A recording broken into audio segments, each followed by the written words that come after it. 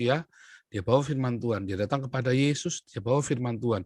Dia datang kepada bangsa-bangsa dengan firman Tuhan, termasuk Muhammad. Dia bawa itu ayat-ayat Alkitab, Zakir Naik, Irena Handono, Moko Kinta, semua itu ya ustadz-ustadz itu bawa firman Tuhan, Yahya Waloni, si siapa itu yang Kainama itu bawa firman Tuhan. Terus sama dia dipelintir-pelintir, kurang ajar, bangsat biadab ini orang-orang ini, termasuk Muhammad ini bangsat biadab ini. Dia pelintir-pelintir itu firman Tuhan, ya begitu dia kalah debat, lakum dinukum waliyadin, kurang ajar, ya kan? Kayak si ini orang-orang Islam kalah debat sama saya, tangkap Paul, kalah debat tangkap Paul. Menteri Agama saya tantang debat nggak berani, ya kan? Kenapa nggak berani? Karena dia tahu saya benar bahwa Muhammad cabul dan Muhammad memang orang nggak baik. Dan kalau saya tanya, ayo salahnya di mana? Di majalah Perancis itu Reform tadi itu saya bilang salahnya di mana? Orang kalau punya wanita lebih dari satu dalam hidupnya, punya istri lebih dari satu, bagi kita orang Eropa itu cabul. Bagi orang Kristen cabul, bagi orang Eropa orang yang punya istri lebih dari satu dibilang cabul. Ya.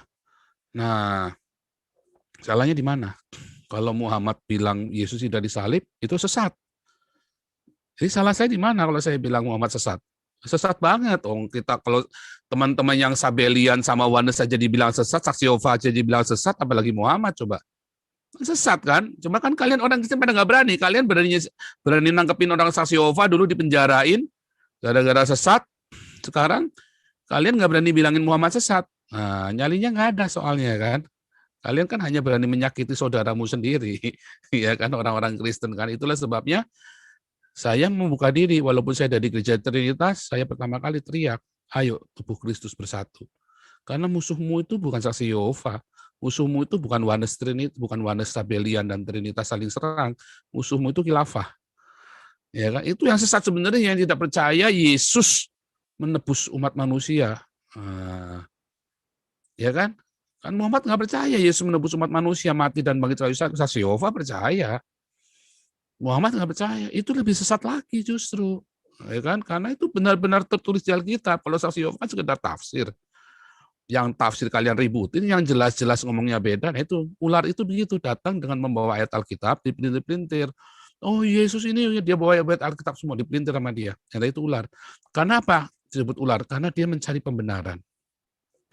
Jadi kita harus tahu firman Tuhan, tapi bukan buat cari pembenaran, tapi kita tulus seperti merpati, mencari kebenaran. Karena merpati itu datang membawa kebenaran, engkau akan mengetahui kebenaran. Ya, maka Roh Kudus itu akan mengajarkan kepada kita ya semua yang belum kamu tahu.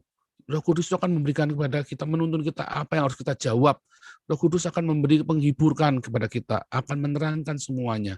Tetapi untuk mencari kebenaran, kalau ular mencari pembenaran, kalau kita berdiri seperti ular, cuma tahu firman Tuhan doang, nanti kita jadi ahli Farisi, ahli Taurat.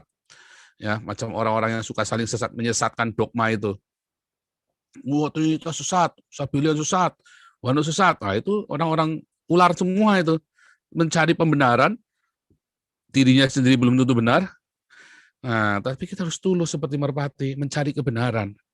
Bahwa apa kebenarannya? Yesus itu bukan Wanes Trinitas Sabelian dan sebagainya. Yesus itu adalah yang menggenapi hukum Taurat dan kitab para nabi. Kita harus berbicara pada kebenaran, bukan pembenaran. Apalagi orang-orang yang hedonisme, pendeta-pendeta yang pakai jam tangan mewah kayak Gilbert itu kan. Ya, yang tegang lihat orang ngemis sementara dia pakai jam tangan 1 miliar di depan mata orang ngemis. Orang kere nggak punya duit, cuma aja kere. Ya tega pakai jam tangan 1 miliar. Nah itu kan orang-orang yang mencari pembenaran. Oh karena kita diperintahkan untuk menjadi berkat, menjadi kaya supaya kita terhormat, termasyhur. Gundulmu peyang. Kisah para rasul sudah jelas. Mereka jual milik mereka dan dibagikan. Pak Paulus sudah belum? Oh sudah, saya sudah. Jangan bilang belum, saya sudah lakukan. Yesus bilang apa? Juallah hartamu. Sudah, saya sudah lakukan. Nah pertanyaan apa kegeliban sudah? Ya kan kita balik lagi. Lalu ada lagi ya. Firman Tuhan berkata di mana hartamu berada di situ hatimu ada. Harta saya ada di mana? Rekening aja kosong. Iya kan rekening aja kosong. Ya harta saya di surga. Gitu ya. Oh. kok saya dendam parah ke Gilbert. Enggak, ini saya lagi ngajarin kalian. Ini kan kebetulan kita ada yang buat bacaan. Loh, kalau nggak bacaan misalnya, kenapa saya nggak nyerang Niko? Ya karena nggak ada bacaannya, nggak boleh dong kita. Ini kan karena Gilbert ngomong di sosial media, kita bisa buat bacaan. Bukan dendam, salah. Bercandaan kok dendam, nggak boleh. Jangan, nggak boleh dendam, kita harus Pak Paulus, sorry, mengasihi. sedikit. Saya setuju ya, Pak Uwal itu harus cerdik menguasai Alkitab. Cuma maksud saya gini loh, bagi saya Pak Paul itu seekor kobra dan piton, ya. Berani, kelihatan, pang gitu. Kalau saya itu ular mungkin derik Pak ya, artinya pelan-pelan. Boleh nggak seperti itu? Kita berbeda, kita sama-sama Nah, percaya ular, cuman itu saya ular derik, Pak Paul tuh saya piton ini sama kobra saya gitu. ini domba. Saya Nah, ini domba dengan sejuta toa. Karena saya ini polos-polos saja, ya kan? Saya ini polos-polos saja. Saya cuma menjaga kemurnian hati, bukan ular, Pak. Saya ini hanya domba yang nurut aja. Tuhan suruh kemana saya kobra belok. Bapak itu Pak. Aneh Bukan, Pak. Pak. Nah, adapun ada efek-efek seperti itu karena ada itu tadi ya, karena kita taat sama apa yang Tuhan perintahkan. Saya yakin teman-teman di sini ya, teman-teman di sini Anda semua yang kelihatannya kemana ya, coba lihat ya. Kita ini kan selama ini kita bicarakan, wah banyak sekali orang diberkati dengan penjara kita. Begitu Ibu Koni masuk, Ibu Monik masuk, berasa nggak jeglek ilmunya? Jauh, mereka di atas kita harus jujur. Ya, Ibu Monik itu jauh di atas kita kemarin. Ya, kita ini kan kumpulan-kumpulan. Tetapi dari situ apa? Sebenarnya dari situ kita menunjukkan betapa suara kita, Ibu Monik, dia itu keliling dunia. Dia kenal sama Benyamin Netanyahu. Bahkan beliau tuh dekat dengan pejabat-pejabat di Indonesia ya. Ibu Monik itu kenalannya nggak main-main. Dulu saya pernah cerita ya. Saya nggak enak kalau cerita lagi kan. Yang kedua, Ibu Koni. Ibu Koni udah jelas orang hebat. Tetapi apa suaranya didengar? Enggak loh.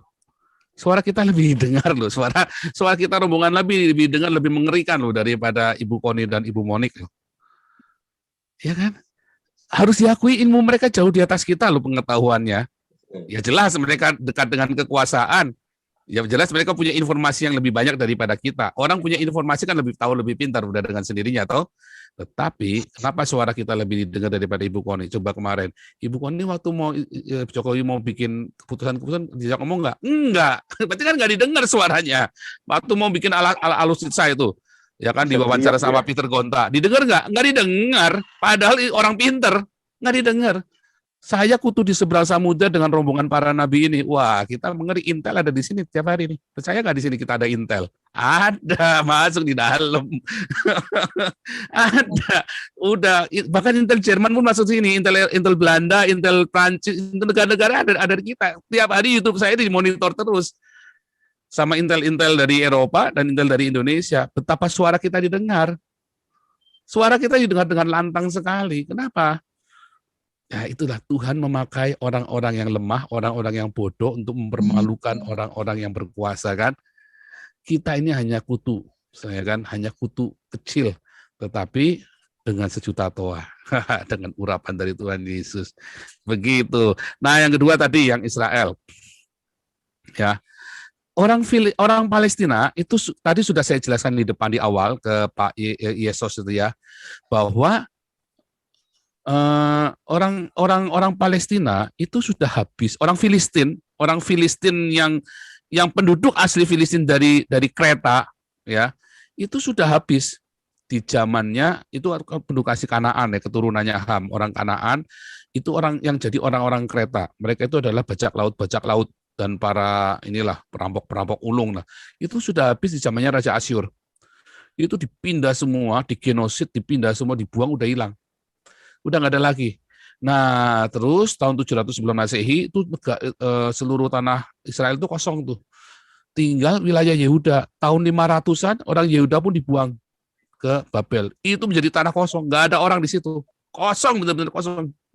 Dibilang di Yeremia sama di Yeskiel sama itu kosong, jadi tempatnya jin. Dibilang jadi tempatnya jin, dibilang gitu kan. Akhirnya kosong, nggak ada orang. Kemudian 70 tahun berlalu setelah pembuangan sesuai dengan nubuatan Nabi Yeremia, mereka balik ke Yerusalem.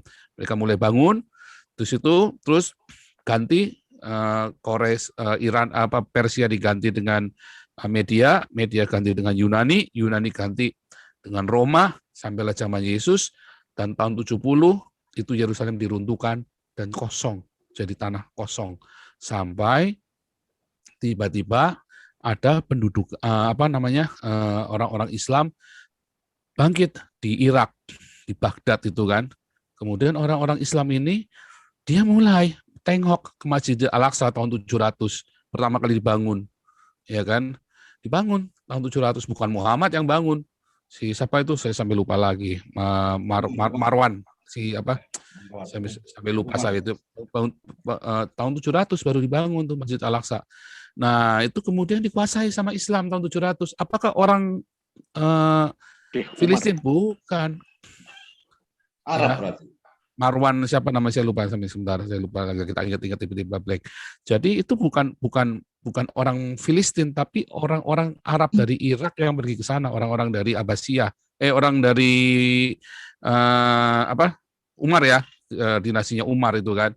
Nah, kemudian berganti dengan dinasti Abbasiyah. Nah, itulah mulai masuk ke sana. Tahun zamannya Abbasiyah itu orang-orang Islam ini masuk. Dari Mamluk segala macam, berganti dari Turki, dari Lebanon mereka masuk, dari Yordania mereka masuk. Jadi mereka campuran orang-orang Arab di situ. Mulai masuk untuk menguasai Yerusalem, kemudian masuklah orang-orang Eropa. Dibasmi semua itu mereka semua kan. Singkirkan mereka semua, dan orang-orang Eropa itu masuk di sana.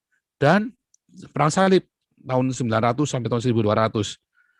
Jadi orang itu udah campur-campur di situ. Apakah penduduk asli? Bukan.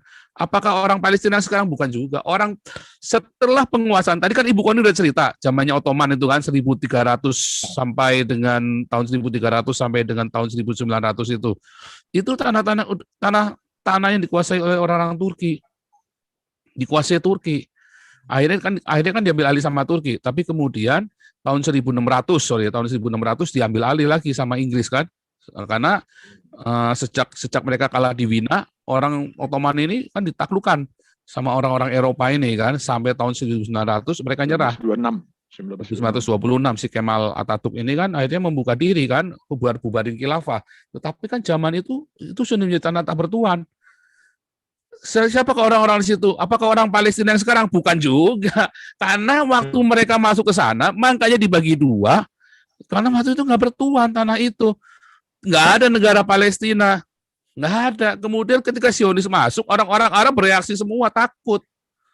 Artinya mereka suku bangsa Arab sebenarnya Palestina kan? Iya, orang Arab sebetulnya. Kalau suku bangsa Arab, atau orang Yordania dan orang Turki. Kalau menurut saya orang Turki jadi sekarang ini karena mereka dulu sempat lama sekali sebagai Turki sebelum diambil alih oleh Eropa.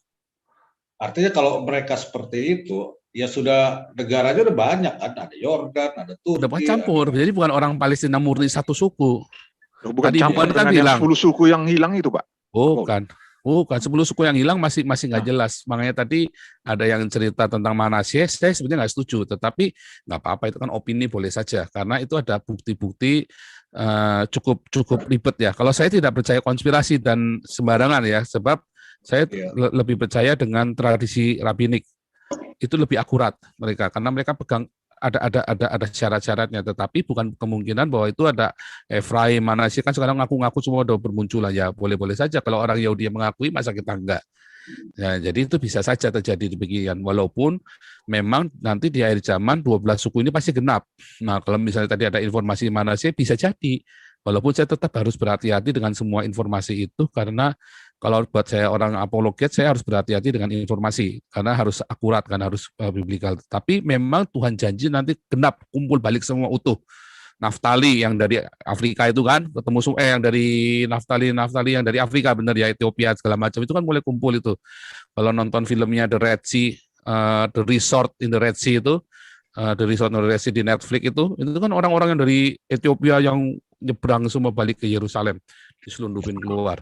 Nah, itu bisa jadi sekali, dan orang Israel mengakui bahwa itu orang-orang dari bagian dari mereka, walaupun keriting-keriting semua hitam-hitam.